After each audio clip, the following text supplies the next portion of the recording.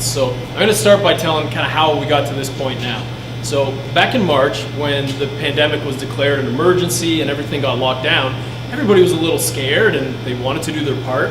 So we shut down the restaurant, we complied with all the orders, but I was looking around and going, well, if there's such a deadly pandemic, how come nobody around me is getting sick and nobody's dying? And you're looking at the statistics, and they would always show you, on the news like CTV and CBC, the numbers of people dying, but there'd never be any comparison to previous years. And there was all these new metrics that were being discussed, like the number of positive cases, which you never heard about before. You never heard any year how many positive flu cases there were.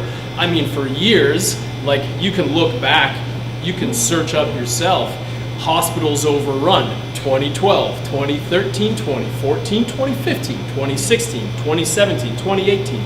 Try it out for yourself and see. The hospitals being overrun during the cold and flu season has been a problem for like a decade, maybe more. I haven't looked back much before that. So it seems like the responsibility here should really lie on our government to increase the capacity of our healthcare facility, not shut down small businesses. Then I did a little bit more research and I started learning about the PCR tests and the high cycle threshold that's used in a lot of countries. And this was really driving up those positive cases that were putting us in and out of lockdowns. So when the Premier came out with the new color-coded system that was all dependent on the positivity rate, and you could be put into lockdown based on how many people were positive, but it didn't really have anything to do with real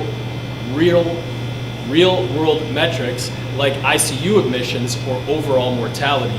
So I reached out personally to Dynacare and Life Labs to see what their cycle thresholds that they were using were for their PCR tests, and they were using 40, 42, 44.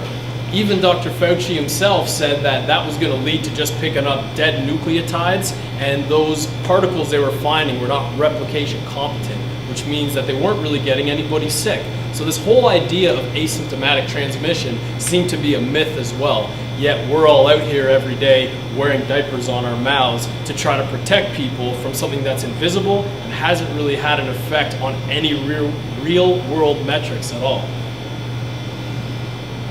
So I also noticed how there was in other countries data coming out about how long-term care homes were being really affected by this virus, this alleged virus that is yet to be isolated. Yet nothing was being done to protect these long-term care facilities. I was thinking to myself since last June, why don't they just put the rapid antigen testing and 2 nurses in a tent outside every long-term care facility and make sure everybody coming in and out doesn't have COVID? But instead, they gave CERB payments to hundreds of thousands of Canadians. And I'm not a doctor, nor am I a scientist, but it made sense to me that it would probably be a lot less costly to just implement the proper security measures outside of these facilities.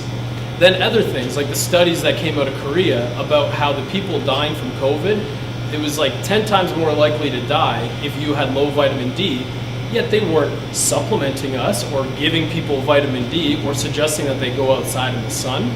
They were just saying, stay inside and stay away from people.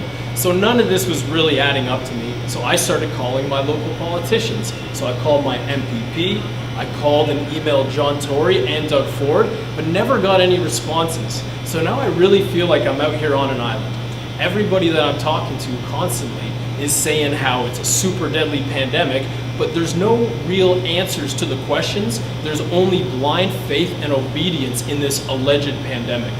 It felt like my only option left was to engage in civil disobedience.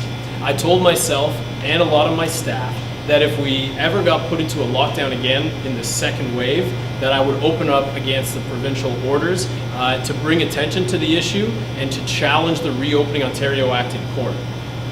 So you could see the predictive programming from the media like CBC and CTV and Global and CP24 that are all, I think, subsidized somewhere between $500 million and $2 billion a year by the federal government. I noticed that they were kind of leaking hints from Doug Ford about this second wave lockdown, and Doug Ford came out and said that he would not lock us down again, the restaurants, bars, and retail, without proper evidence. Turns out he did. 3 days later, he came out, locked us all down, and didn't provide any evidence. About a week later, Ontario Public Health came out and they gave us yet another new metric called outbreaks. And allegedly these outbreaks were happening in restaurants. But it was really strange because we had been contact tracing in here for months, as were all my colleagues in the industry, but nobody I talked to had this contact tracing data collected at any time. So how were they determining that these alleged outbreaks were happening in restaurants? It made no sense. I said, screw it, we're opening up, we're engaging in civil disobedience. You guys saw what happened. The first day, there was a Section 22 order applied by Eileen Davila issuing a closure notice on the property. And it said on that notice that she had reasonable and probable grounds to believe that a communicable disease existed on the property. I take issue with that because there was nobody that I saw there that was symptomatic. So how could she say that there's probable grounds to believe that a communicable disease existed on the property? So I ignored it. We engaged in civil disobedience again the second day. Had a successful day. I got my charges under the Section 9 of the Reopening Ontario Act, which is what I wanted to fight in court.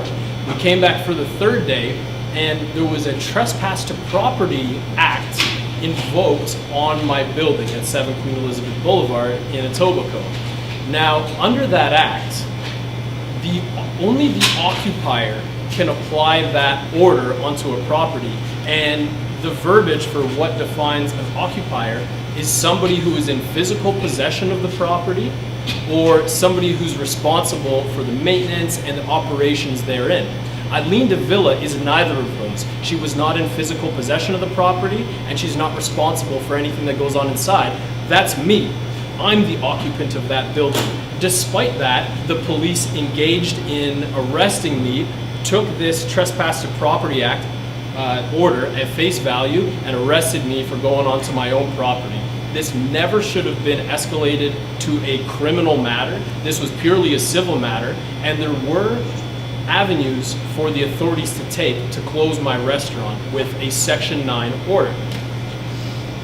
Now, they eventually did. Justice Kimmel, who was the judge presiding over my case, granted that, but did not run that order through the charter. Now, recently in BC, the government was seeking an injunction against a church for reopening, and the judge in that case did run it through the charter, and he made reference to my case, saying that Justice Kimmel did not consider the charter when making her decision. I think that's kind of concerning that our authorities are doing that.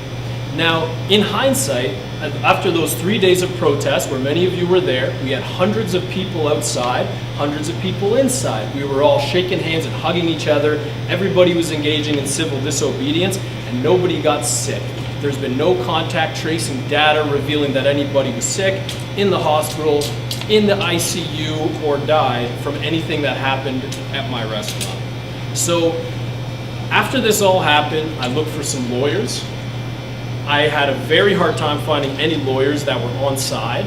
There was 3 lawyers that I had to fire because they did not want to challenge the government authority at all. And I finally came across a great team of lawyers. That's the Armstrong family. There's Nirmala, Amanda, and Michael Armstrong, as well as Michael Swinwood. They're my legal team. They are activists, and they have filed a constitutional challenge in response to my Section 9 order. This is an inroad for us to make this constitutional challenge, where many other people who have tried to do this have had their applications or their statements of claim thrown right out of the courts. Fortunately, we have an inroad through this Section 9 order where it cannot be thrown out at all.